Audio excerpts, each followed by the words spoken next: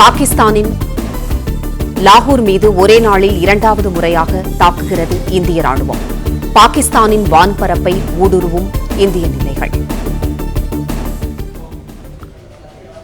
Lieutenant colonel Ganesan அவர்கள் இணைப்பில் இருக்கிறார். ஐயா வணக்கம். பாகிஸ்தானை அலறவிடுகிறது இந்திய ராணுவம்.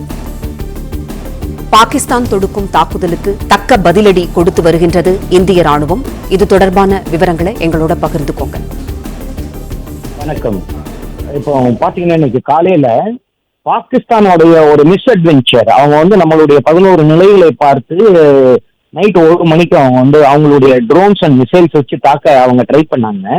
அவங்களுடைய முயற்சியை நம்மளுடைய air defence system Sudarshan Chakra missile system வச்சு வெற்றிகரமாக நம்ம முறியடித்து விட்டு, எங்க இருந்து இந்த மிசைல்ஸ் அண்ட் ட்ரோன்ஸ் கிளம்பி வந்ததோ அந்த 5 டார்கெட்டையும் அவங்களுடைய ஏர் டிஃபென்ஸ் சிஸ்டம் ஊடுருவி அந்த நிலைகளை தாக்கி லாகூர்ல உள்ள ஏர் டிஃபென்ஸ் சிஸ்டமையே நம்ம காலி பண்ணிட்டோம்.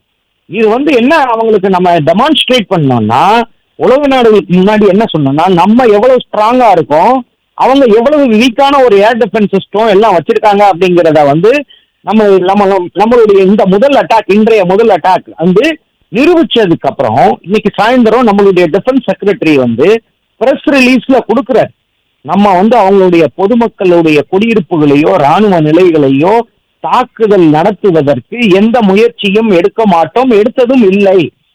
ஆனால் பாகிஸ்தான் என்கிற அந்த நாடு நமது பொதுமக்கள் குடியிருப்பையோ நமது ராணுவ நிலைகள் மீது தாக்குதல் நடத்த அவர்கள் எண்ணினால் அவர்களுடைய முயற்சிக்கு தக்க பதிலடி கொடுக்கப்படும். அந்த தக்க பதிலடி என்பது மிக மிக தீவிரமாக இருக்கும்.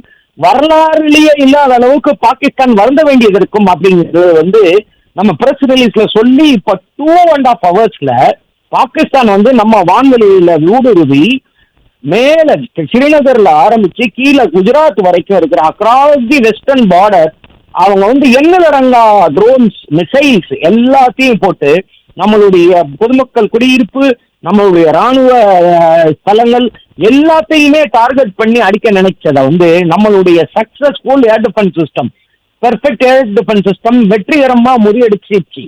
இந்த நிலையில நான் ஒண்ணு சொல்ல விரும்புறேன். இப்போ இது வரைக்கும் நம்ம ஒரு டிட்டரன்ஸ்ங்கிற பாலிசியை கடைபிடிச்சு போர் வேணாம், நாங்க உங்களுடைய நீங்க போருக்கு போறதை நாங்க நிப்பாட்டணும், இந்த இனிமேல் எந்த விதமான ஹாஸ்டிலிட்டிஸ் இருக்கக்கூடாது அப்படிங்கிற ஒரு பாலிசியில நம்ம இன்னைக்கு ஈவினிங் டிஃபென்ஸ் செக்ரட்டரியோட இது வரைக்கும் அந்த நிலையில இருந்தோம். இப்ப போர் நம்ம மேல் திணிக்கப்பட்டதுக்கு அப்புறம் இனிமேலும் நம்ம டிஃபென்ஸ்ல இருந்தோம்னா இந்த போர் எவ்வளவு கொடிய தாக்கத்தை நம்ம மேல் ஏற்படுத்துங்கிறது நம்ம தலைவர்களுக்கு தெரியும். அதனால இப்ப உள்ள சூழல் என்னன்னா, நம்ம போர்ல இருக்கோம். இந்த போர்ல நம்ம டிஃபென்ஸ்ங்கிறது அஃபென்ஸ் எடுத்தாதான் பெஸ்ட் டிஃபென்ஸ்னு சொல்லுவாங்க. Offence is the best form of the defence. நம்மளுடைய அஃபென்ஸ் எப்படி இருக்கும் அப்படின்னு கேட்டீங்கன்னா, பாகிஸ்தான் என்கிற அண்டை நாடு, எதிரி நாடு போருக்கு செல்ல வேண்டும் என்றால் அவர்களுக்கு வேண்டிய அந்த ராணுவ தளவாடங்கள் உள்ள இடம், அவங்களுடைய வார் ஃபைட்டிங் கேப்பபிலிட்டிஸ அடித்து ஒண்ணும் இல்லாமல் பண்ணும்போது அவர்கள் இந்த மாதிரி ஒரு எண்ணமே அவர்களுக்கு இல்லாத அளவுக்கு நம்மளுடைய அஃபென்ஸ் இருக்கும். அதுக்கான ஏற்பாடு இப்பொழுது நம்மளுடைய பிரதம மந்திரியும் நேஷனல் செக்யூரிட்டி அட்வைசரும் டிஸ்கஸ் பண்ணிட்டு இருக்காங்க. நம்மளுடைய டிஃபென்ஸ் மினிஸ்டர் நம்மளுடைய சீஃப்ஸ் ஆஃப் ஆர்ம்ட் போர்சஸோட சேர்ந்து ஒரு டிஸ்கஸ் பண்ணிட்டு இருக்காங்க. இன்னும் ஒரு சில நேரங்களில் மிக சில மணித்துளிகளில் மேபி சில மணி நேரங்களில் நம்மளுடைய அஃபென்ஸ் கண்டிப்பாக இருக்கும். இப்பொழுது ஊடகம் வாயிலாக எனக்கு தெரிய வர்றது என்னன்னா, இஸ்லாமாபாத் லாகூர் மேல நம்ம அட்டாக் ஆரம்பிச்சிட்டோம். பட் அது அதிகாரப்பூர்வமான தகவல் கிடையாது. ஏன்னா இப்பவும் நம்மளுடைய தேசிய தலைமையும் நம்மளுடைய முப்படை தளபதிகளும் அவங்க டிஸ்கஷன் போயிட்டு இருக்கிறது அதிகாரப்பூர்வ தகவல். இன்னமும் எந்த விதமான நம்ம பதிலடி நம்ம இது எப்படி இருக்க போகுது அப்படிங்கிறத இந்திய நம்ம பாரத தேசம் எப்பயுமே நான் இதை செய்ய போறேன் அதை செய்ய போறேன்னு சொல்லவே சொல்லாது. அது சொல்லியாச்சுன்னா அந்த சர்ப்ரைஸ் எலிமெண்ட் போயிடும். இப்ப நம்ம அடிக்க போற இந்த அஃபென்சிவ் டிஃபென்ஸ் அப்படிங்கிறது எந்த அளவுக்கு இருக்கும் அப்படிங்கிறது நம்ம யோசிச்சு பார்த்துக்கலாம். மிக தீவிரமா இருக்கும், இல்ல எந்த மாற்று கருத்தும் இல்லை. பாகிஸ்தானுக்கான பதிலடி நடவடிக்கையாக இஸ்லாமாபாத்தையும் குறிவைக்கிறது இந்தியா என்ற தகவலும் கிடைத்துள்ளது. ஆனால் அதிகாரப்பூர்வமாக அந்த தகவல் கிடைக்கவில்லை, ஆலோசனை நடைபெற்றுக் கொண்டிருக்கிறது என்று கூறினீர்கள். ஓய்வு பெற்ற லெப்டினன்ட் கர்னல் திரு கணேசன் அவர்கள், இந்த போர் இரவு முழுவதும் நீடிக்குமா? சொல்லுங்க. இப்போ போர் அப்படின்னு வந்தாச்சுன்னா போருங்கிறதுக்கு வந்து டைம்ன்றதே கிடையாது. போர் வந்து 24/7.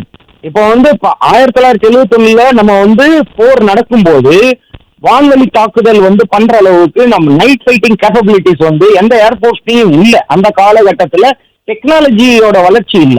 இப்போ வந்து பாத்தீங்கன்னா நைட் ஃபைட்டிங் கேப்பபிலிட்டிஸ் வந்து நைட் வந்து பகலா பாக்குற அளவுக்கு வந்து நம்மகிட்ட கேப்பபிலிட்டிஸ் இருக்கு, அவங்க கிட்டயும் கேப்பபிலிட்டிஸ் இருக்கு. இப்ப அந்த வாருங்கிறது வந்து டைம் பார்த்து நான் ரெஸ்ட் இந்த மகாபாரதத்திலயும் அந்த காலகட்டத்துலதான் நம்ம வந்து கொடி இறக்கிட்டா போர் நிப்பாட்டணும் அந்த மாதிரி ஒரு இது இருந்தது. இப்போ வந்து அப்படி கிடையாது. வார் என்று வந்து விட்டால் 24 மணி நேரமும் எந்த நேரமும் எதுவும் நடக்கலாம் அப்படிங்கிற ஒரு இதுதான் இருக்குமே தவிர இதுக்கு வந்து டைம் டேபிள் எல்லாம் கண்டிப்பா கிடையாது. இது நைட்டு ஃபுல்லாவும் போகும், பகல் ஃபுல்லாவும் போகும். இதுல வந்து எந்த அளவுக்கு இருக்குன்னா யார் மிக வேகமாக அடிபடுகிறார்கள் என்பதுதான். அதாவது இந்த உணர்தல் இதை வந்து பாகிஸ்தான் மிக வேகமாக உணர்ந்து விட்டால், அவர்களுடைய அழிவு நெருங்கி விட்டது என்று உணர்ந்து விட்டால் அவர்களுக்கு இனிமேல் எந்த விதமான மிஸ் அட்வென்ச்சர் பண்ண மாட்டார்கள். ஆனா இப்போ அவங்க பண்ணின அந்த ஒரு இதுக்கு வந்து பதிலடி கண்டிப்பா இப்ப உண்டு. இப்ப பாத்தீங்கன்னா நோட்டான் லூதியானா ஏர்போர்ட்டுக்கு வந்து நோட்டீஸ் டு ஏர்மன் ஒன்னு கொடுத்துட்டாங்க. அப்படின்னா அந்த லூதியானா ஏர்போர்ட்ல வந்து எல்லாமே ரெடியா இருந்துக்குங்க, எல்லாம் க்ளோஸ்ட் சிவிலியன் இருக்கு. ஏற்கனவே எல்லா ஏர்போர்ட்ஸும் க்ளோஸ்டு. சண்டிகர்ல வந்து ஏற்கனவே வந்து ஏர்ற இந்த சைரன் கொடுத்துட்டாங்க. இது வந்து நம்ம டிஃபென்சிவ் போஸ்டர் தான் இது. இப்ப நம்ம அடிக்க போறது எப்படி அப்படிங்கிறது இன்னும் கொஞ்ச நேரத்துல இந்த நாட்டின் தலைமை வந்து ஒரு முடிவு எடுத்த பிறகு நமக்கு வந்து ஊடக வாயிலாக தான் தெரிய வந்துடும்.